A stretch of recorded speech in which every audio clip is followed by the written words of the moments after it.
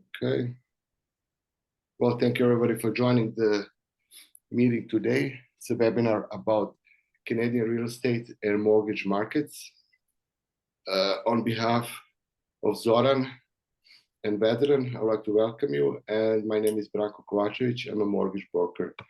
First part of that webinar, I'll talk about the mortgage market and the predictions for the future. After that, Zoran will present the real estate market in Ontario, and Vedran will touch base with the real estate market in British Columbia. And last part of the session, we'll leave for the questions and answers. So let's cover a couple of different types of the mortgages. Some of you are familiar with it, some not. So first, we have a fixed rate mortgage, where the mortgage interest rate is fixed over the term and the monthly payments is fixed. Second one is variable mortgage rate. That rate follows the prime, and also the monthly payments is adjusted to that prime. Third, most people are not familiar with that one. It's called adjustable rate mortgage, which fixed monthly payment is fixed and rate is variable. What it means, when you sign the contract, the payment throughout the term is the same, but interest rates fluctuate. So the portion of the payment that goes to interest, with the rates are higher, it's higher, and the principal portion is lower, and vice versa. If interest rate is lower, then the portion that goes to the interest is lower, but you're paying more of the principal of the mortgage. So let's see what numbers are telling us. So this shows the upper line is a 5-year fixed term, and lower line is 5-year variable mortgage rate over the 5-year term.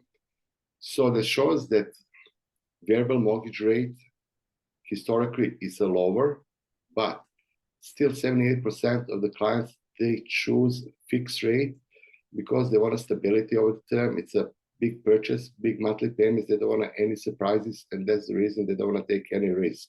Only 18% of the clients choose variable rate, and 4% some kind of hybrid type of the mortgage. Okay.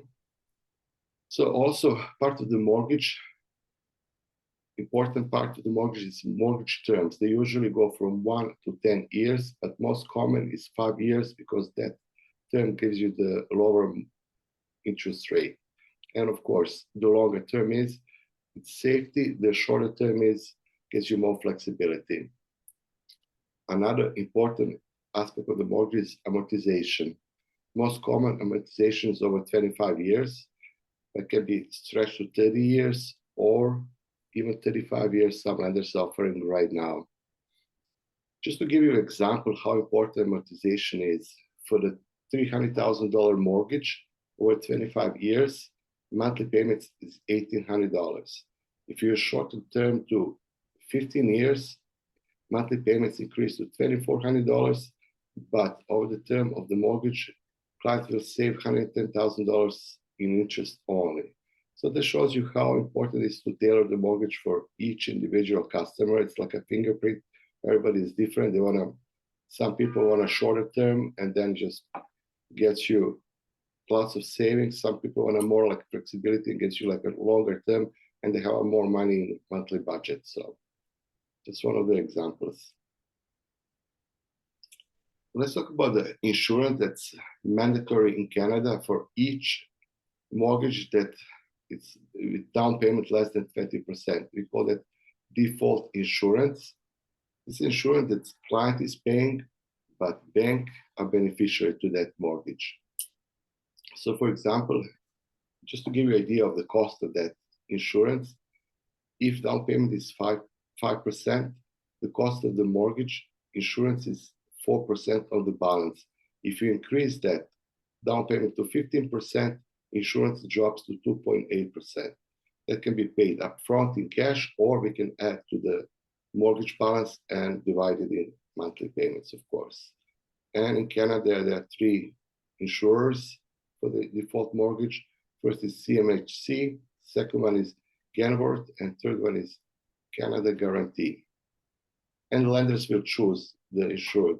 We don't have a say in that. Also, every mortgage in Canada requires a down payment at least 5% for the residential primary residence and 20% for the investment. The higher down payment client puts saves you money on interest, easier to get approved, and lowers the monthly payments as well. From experience, banks are very sensitive on this of the source of the down payment. They don't want to borrow money on the borrowed money. So basically, they want a down payment to come from the personal savings. And one of the ways we can prove that is to give to the lender 90 days bank transaction history, showing that down payment was at least 90 days on that account. And if you prove that, usually there's no additional questions.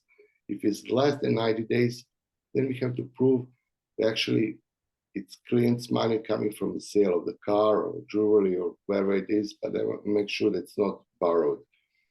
There's a third source of the down payment that some lenders will accept as a part of the down payment, and that's gifted money from immediate family, like a grandparent, siblings, and so on. So we can use that as well, as long as it's gifted.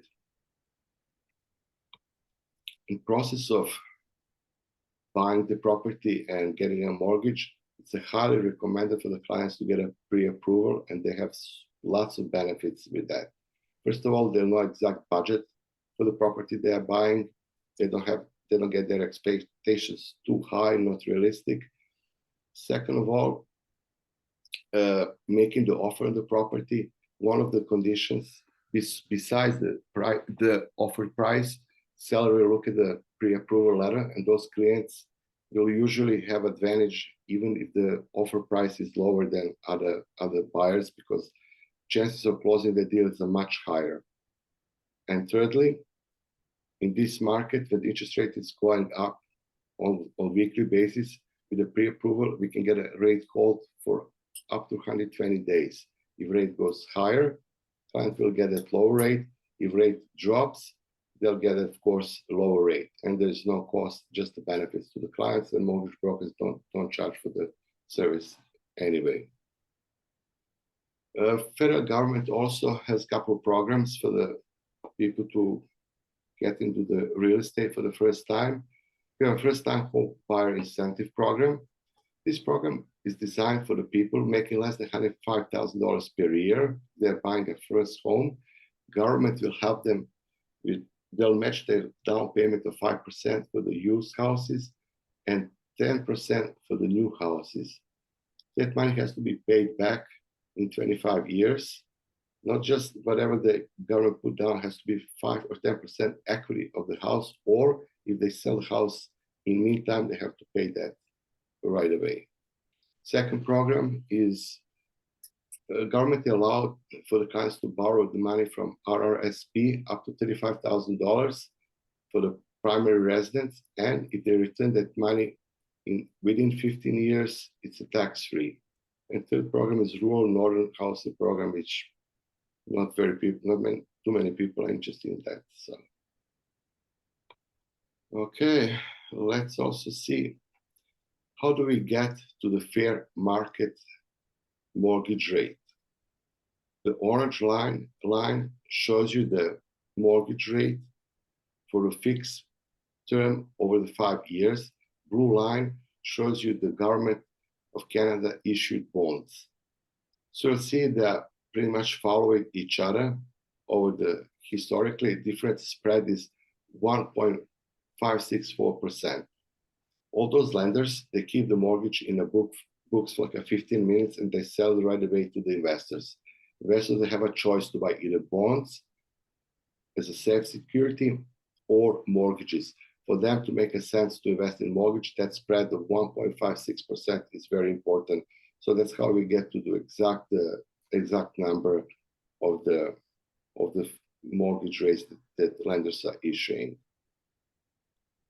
Okay, let's talk about the market, financial market conditions at the moment. So on the slide before, we talk about fair mortgage rates. The Canadian bonds over 5 years today, it's 4.229%. If you add that spread difference, 1.56%, we get to exact number 5 6.79%. So this is the fair market value for the mortgage. Somebody is wondering, is that the right number or not? So everybody can calculate it easily on their own. Just Google the Canadian bonds over 5 years. Of course, there are lenders. They have specials, especially some small lenders. They have money they want to put on the market right now. We can offer the rates for 5 years fixed starting at 5.54% or variable rates at 6.25%. Okay, this is everything for today. So let's see what we can do in the future for our clients. So this is the mortgage forecast from Bank of Canada. This is very important. It'll tell us what kind of mortgage you should take, either fixed or variable rate. Is the right time to pull the trigger and get to the real estate market, buy the house, stuff like that. So basically in whole 2023, if you see all 4 quarters, mortgage rates are on the rise. For prediction for 2024, starting from the first quarter, January 1st, they'll start dropping from 7.2%, 7.9 to 7.75, and so on. So basically, in a couple of months' time, the mortgage rates will be much more affordable and trend is downhill. So if somebody gets in the market right now, they'll get the benefits of the low rates very soon. And this is national sales for the last year. Home sales declined 4.1% from August last year till August this year. And you can see how much the interest rate affects the sales volume of the sales in Canada. Okay, next slide also shows how the mortgage rate affects the average price for the single family home in Canada. In January 22, average price was $816,000. At that time, we get a trend of interest rate going up. In June 22, the price of average price of the houses went down to $665. Then in January this year to $612, and the market recovered a little bit. Now it's $650. So basically, those are the influences of the high interest rate, not just the volume, the price as well. So if somebody is looking to get to the market, they can buy right now at the lower price real estate, and the mortgage rates will start going down very soon. So they can get a best of both worlds. So how to get the best mortgage deal? Everybody's asking that all the time. So basically, clients, they have 2 options. They can go to the bank directly, but the bank has only one product. TD is selling TD mortgage, not Scotia, vice versa. If they go to the mortgage broker, we have access to lots of lenders, and they all have different policies. They all have different preferences, different rates, different specials. So in one place, they can shop around, get absolutely the best deal tailored to them. So just to give you example, some lenders don't like the self-employed people because for them it's very hard to prove the income. They don't declare absolutely everything, but some lenders will take something that's called stated income, and with that income you can get a mortgage fairly easily. Or another thing is the rental properties. Some lenders will ask all kind of paperwork and prove that basement is legal, that money is actually being deposited to the borrower's account, stuff like that. Some they are very flexible. They just take the lease and stuff like that. So it's it's a big difference in lenders and their policies. It's important to tailor that deal for that specific clients. Like a fingerprint, everybody is different. Okay. So now we can ask Zoran to present the Ontario real estate, and after that, Vedran will talk about British Columbia. Vedran. Thank you, Branko. Very good information. I'm going to touch upon some things that you mentioned here. So you guys can see my screen okay? Yeah. Yes. So yeah, well said, Branko, regarding the the average home prices and in terms of how many transactions happen. So I'm going to be showing here all of Ontario. I'm based in Waterloo region, which is very identical to the average in Ontario anyway. We just got statistics today for what happened in September. Last September, in terms of home sales, was the slowest in the last 10 years. And this September is very similar. We had a very low amount of sales, just over 500 total in this region. And at the same time, we had a record amount of new listings for September. So that means there's more homes hitting the market, less are being bought. So I think, Branko, what we mentioned earlier is it might be a good time to buy. And then with the forecast of the rates potentially going down next year, you have less competition at this time. So in Ontario right now, the average price of a single family home is $840,000. I think it's important to highlight also that this is for the sales that happened in September. So the average price was $840,000 for all the sales in Ontario for single family homes. And as you can see, that's been fairly consistent throughout the summer since June, when it was a little bit higher, closer to 900, and slightly going up since August. And for townhouses, you'll see the average sold price is $688 for September.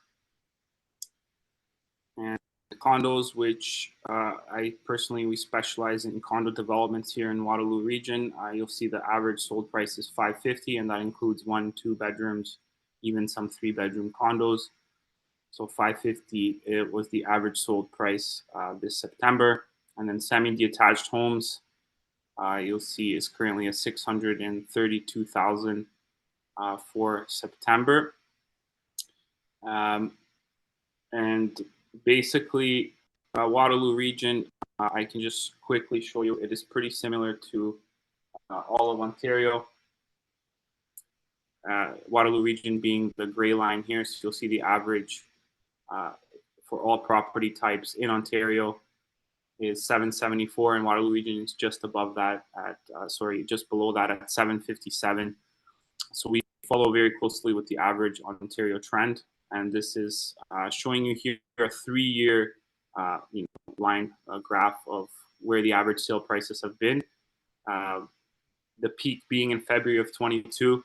I think Branko, also what you said is, with the mortgage rates coming down potentially at the start of the next year, we do see a lot of listings hit the market before the spring market, and a lot more interest, especially when the rates start to come down. We've had some crazy, like if you look at the February peaks here of last year, activity in the early parts of the year. So I think with that potentially on the horizon, everybody's sitting on the sidelines, kind of seeing what happens. But huge population growth in Ontario and Waterloo region in general. Lots of new immigrants coming into the city and into the province, and then into Waterloo region. We get a lot of people that move to the Greater Toronto area that end up settling back into Waterloo region. And we've seen a consistent growth. We're one of the fastest growing areas here in all of North America, and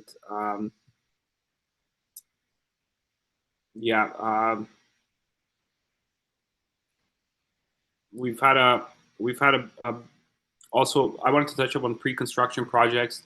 The average square foot price in Waterloo region is just above 1,100 per square foot.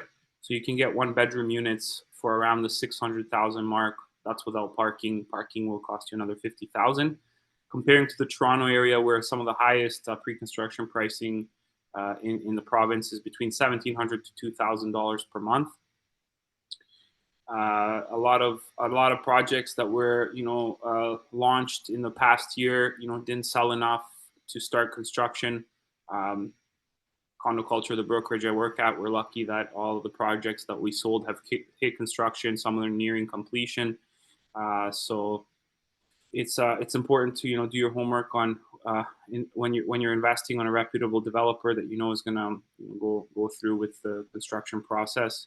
I mean, there have been delays over the last couple of years in the pre-construction market in general, but the other point that I wanted to touch up on is the rental rates. So in the Toronto area, rental rates for one bedrooms are anywhere around 2,500 per month, and then the two bedrooms going up over 3,000 per month. Waterloo region is on par, not as high as Toronto, but on par. So when investors are looking at this region comparing to the GTA, they see that the rental rates are fairly close, and the per square foot cost of purchasing is almost, not half, but almost half. Makes this region here very interesting for investors. And having world-class companies, in the tech bubble like Google, Shopify, and other companies who have headquarters here in Waterloo region, it makes it an interesting region for investors from all across Canada.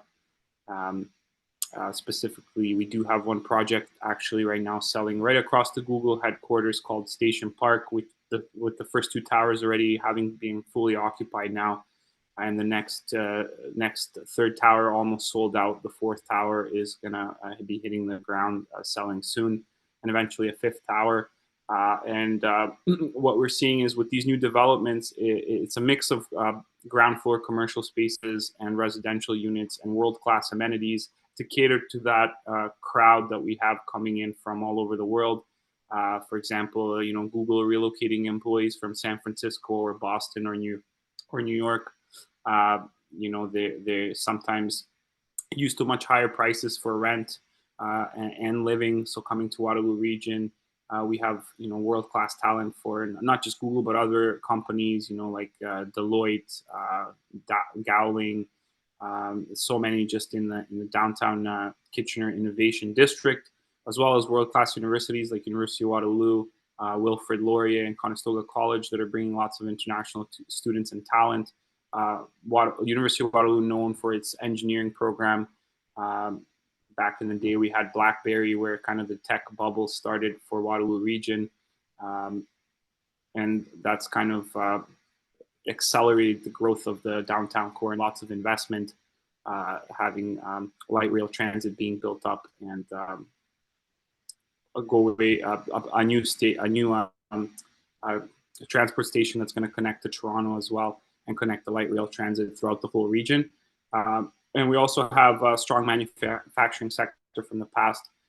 So that is pretty much all I wanted to show for the average prices in Ontario and Waterloo region and how it's on par. And just, yeah, that was basically all I had. Perfect, Zoran. Thank you very much for the presentation. I'll ask Vedran now to tell us a little bit more about the BC real estate market at the moment. Perfect. Thank you, guys. I really enjoyed that, actually, Zoran. That was good information. So what I'm going to talk about is what Branko touched upon, is that every situation, every mortgage is very personal, catered to the needs of the end user. And that goes the same. Average prices up and down. At the end, you choose where you want to live. Some people might not care about the averages, and the averages actually don't mean much. I mean, the average house here in Nanaimo, in Vancouver Island, is around 700 something, 800, almost $1,000. But there's also houses for 460,000. And there's now, with the cost of construction of houses, we're bringing the average up. There's houses over 1.62 million. So the average doesn't mean much until you start hunting, until you get your mortgage approved. Then you're ready to go. You got to see what you can afford. And what I really, truly promote for a lot of people is the affordability factor. Having a house is great. Having a roof over your head is amazing. But you gotta, there's other expenses in life. And you really have to look at your expenses and see what you can afford. That's why there's people like Branko who can get you started, get your mortgage approved. And once that is done, we can go house hunting. Unfortunately, a lot of people with the cost. So Vancouver, I deal with Vancouver Island real estate market. I used to live in Vancouver, really large market, very expensive. What happens when you're in a really expensive market like that? You get disappointed really quick. You see that even if you're approved for 500,000, it doesn't go a long way. When you're disappointed, you go to renting.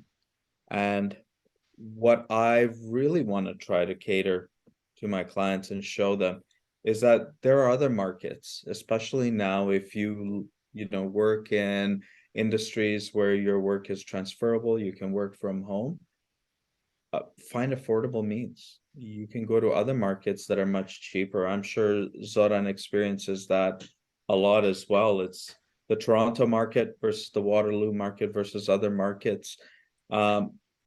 There's other ways, pick up and move, especially with the interest rates being this high. If you cannot afford your mortgage, if you're renewing your mortgage, contact mortgage brokers like Branko. Look at your numbers. If you can't do it, don't. Sell, take the equity out, and move to a smaller market. You'll do yourself a favor. Everybody looks back. It's really nice to look back at the prices. There are still prices out there like that. The prices of $700,000-800,000 for a nice single family home in Nanaimo. Those prices haven't been seen in more than 20 years in Vancouver. So if you have regrets of not buying in the Vancouver market, it's not a time machine. Just take the ferry over. If you're in Toronto, go to Waterloo, you can still afford them. Whoever you yourself or whoever's in the future for you, your kids, they'll thank you in about 20 years after you've moved to a market where it's more affordable. A lot of people psychologically, they can't get over that factor that they may have to sell, they may have to move. But in the world that we're living in, that's reality, and that's probably for your benefit. So I'm more than happy to touch, if anybody has questions about the real estate market in British Columbia. I work with agents, Vancouver, all over Lower Mainland. I cover the Vancouver Island region. We're very affordable. Our climate is amazing. Lots of retirees coming here. In terms of the Serbian community or Yugoslav community, really, it's growing here. It's not as big as Vancouver, but it's growing here with the migration of people coming. And I'm here, and we have small kids, so we're pretty good here. We're fine. I don't want to take up any more time. I do have all the statistics. If somebody does need the averages, but I say do not just look at the averages. Look what works for you, look what markets work for you, and look at the monthly payment at the end of the month. That's what you house, but you also get a monthly payment for a really, really long time. Perfect. Thank you so much. Thank you guys so much. Great. Okay, Vlado, do you have any questions maybe for us? We have a couple of questions. So first question is how to estimate fair market value of the property. What you are doing to estimate those kind of things? Sure. Like in general, well, all the real estate boards, they have a statistics, sold properties in the area, recent solds, and then you can get some kind of like a ballpark for that price. But actually, to get a hard number, you have to go into the house, look at the conditions, and then appraise it based on the condition and the comparable sold properties in the area. Yeah, if you're lucky, one has recently sold in the street or in the area that's very similar that you can draw a comparison to within a reasonable time frame.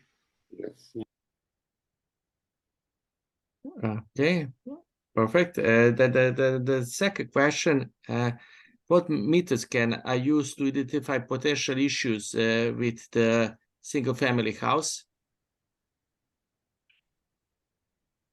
What So I issues? guess just to avoid some risk. Most likely, it's to find if there is any problem. Yeah, just probably property inspection is your best bet after you put an offer. Make sure you put the subject to mortgage approval and home inspection. That the higher property inspector is like around $500, at least in Alberta, and they'll go through the house, inspect everything, give you the written report with all the defects in the house, and then you can make educated decision. Do you want to go ahead with the deal, renegotiate the deal, or just withdraw your offer?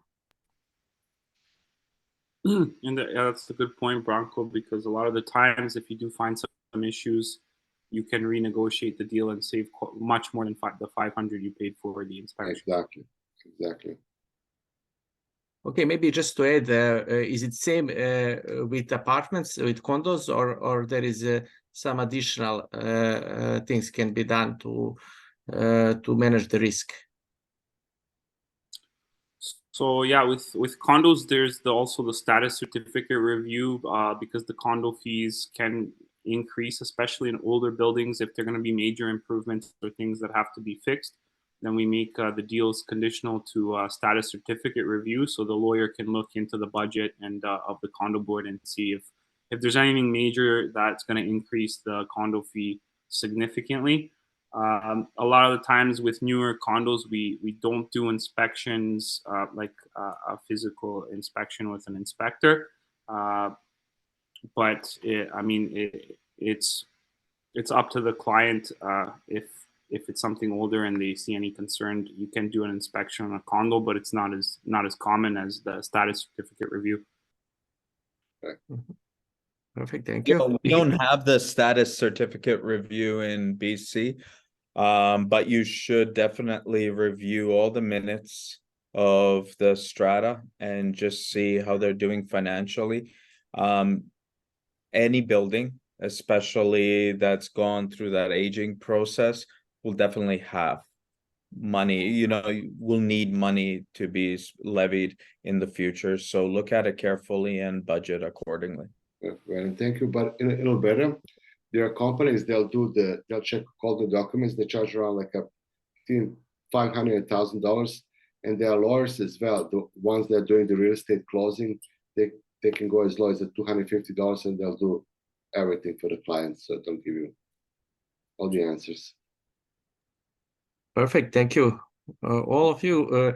The next question, I'm interested in purchasing a vacant lot for construction in Kitchener, and maybe you can also what is the situation in BC as well, in the Ontario? A vacant lot for development? Yes, Yeah, so the brokerage I work for currently, Condo Culture, they work with developers. The developers that we work with here are local and they know the market well. But if you're not from the market, I suggest teaming up with either real estate professionals or people who are familiar with the market to get you the land in the right places. For example, recently we had a big boom after the construction of the light rail transit. Everything central in town, was bought up by developers, and because they knew, it's easier to sell and lease things that are close to that light rail transit line. So team up with somebody like a brokerage like us who does, works with you from the land acquisition stage and looking at where you should buy to the selling and the developing, working on the layouts of the units, like what's most desired in terms of what people are looking to buy and live in, what they're looking to lease. I've had developers come here and I take them through current buildings and show them kind of what the most desirable units are, like the 1 bedroom, 600 square foot range for young professionals who are working mostly in the region. But yeah, I think the main thing is just to team up with a team who has experience in the region, working with developers throughout the whole process, from land acquisition to sales to leasing. Thank you, Zoran. Maybe same question for Vedran. What is the situation in the BC? BC is a large region. If you're a developer, there's definitely opportunities, and you got to build high. High density is the new game. especially in the lower mainland, but it's coming here to the Vancouver Island as well. There's good deals, especially if you're trying to pencil in projects with these interest rates, you got to get the land acquisition costs down. I'm working with several developers, bringing them over to the island. But if you're a developer, get in touch with your local realtor and just see what is available right now and try to get good deals on the land. It's hard to save money elsewhere, but the land is the only thing kind of you can really control. If you are a person trying to buy a vacant lot, which is very hard to find nowadays, and you want to build a house of your own because you want a custom project, I would say don't. It's Okay. much easier with all the step codes coming in that we knew. The building code has changed a lot. It's getting harder and more expensive to build. What I would really suggest is that people buy older and renovate. Mhm. And doing it from scratch, even though it's a very romantical process, it is painful, long, and full of uncertainty if you're just doing it on your own. So what I would suggest on that end is to, do some renos. Thank you, Vedran. And maybe the question for Branko in line with this, what about the construction mortgages? Is there any difference with the regular ones? Well, they're a little bit different. They usually go in 4 draws, and the lenders will inspect every phase of the project that has to be done in order for them to advance you the next one. So it's still available, but just works a little bit different. You still have to get approved, you have to pass the stress test, exactly the same process, but you're not getting one lump sum of the money. It's just usually four stages. Perfect. Thank you, Branko. And one more question for Zoran, and maybe Vedran as well can answer. What you are suggesting for investment property? Is it like a single family condo or apartment or any other? Yeah, in the last few years, the condo investing was really good here because there was appreciation from like when you bought in pre-construction phase to by the time you were ready to close on it, you could even sell at a profit. Now it's a little bit tighter. I think multifamily is most likely the way to go, duplexes or more. So, 2, 3, 4 unit properties is probably the way to go if you're looking for cash flow. The condos right now at the price they're at and the rates, if you're just putting the minimum amount down, is there is a carrying cost involved in most cases. Seeing that if you're planning to hold on to it for a little bit while, the region, specifically here in Waterloo, is going to double from roughly 500,000 to over $1 million in the next 15 to 20 years. So if you're holding on, I think condos is still a good way to go. But currently, if you're looking to have some money coming in the short term, and you have the money for the investment deposits, then it would be a multifamily property for sure. Perfect. Thank you. Over here, it really depends. I agree with everything Zoran said. It can be transferred here. It depends on how much money you have and what kind of investment you're looking for. Single family home is usually more hands-on. I like 1 bedrooms. You can still get in Nanaimo, let's say for 300,000, you can find a 1 bedroom, 20% down. You're looking at an average rent here, $1,500-$1,600 a month. It's a student town. It's busy, tourists coming in and out. That's an easy investment for the mom and pop investors. This winter, I think we'll see the best investment will be single family homes. I think they'll dip a little bit from the interest, and single family homes, we won't be making that many in future in Canada. So it will definitely be a long-term investment. Single family homes, though, are more expensive. Single family homes are more maintenance. And even though there is no maintenance fees, kind of monthly fees like in condos, there's maintenance. there's a lot of maintenance around a home, so either be prepared to do it yourself or pay, which lowers your kind of investment. So yeah, I like condos, 1 bedrooms, easy peasy. Perfect. Thank you, Vedran. Okay, that will Are there any be. more questions? That's it. Well, thank you No- everybody for presenting. It was great webinar. I think we should do it again sometime soon. Absolutely, Okay, I'm all great. for it. Absolutely. Perfect. Thank you Thank very you. much, everybody. Thank you, everybody. Ciao, ciao. Take care. Thanks for organizing good information, and Thank you, Vedran, Jeremy. Vlado, thanks for the Ciao, ciao. questions.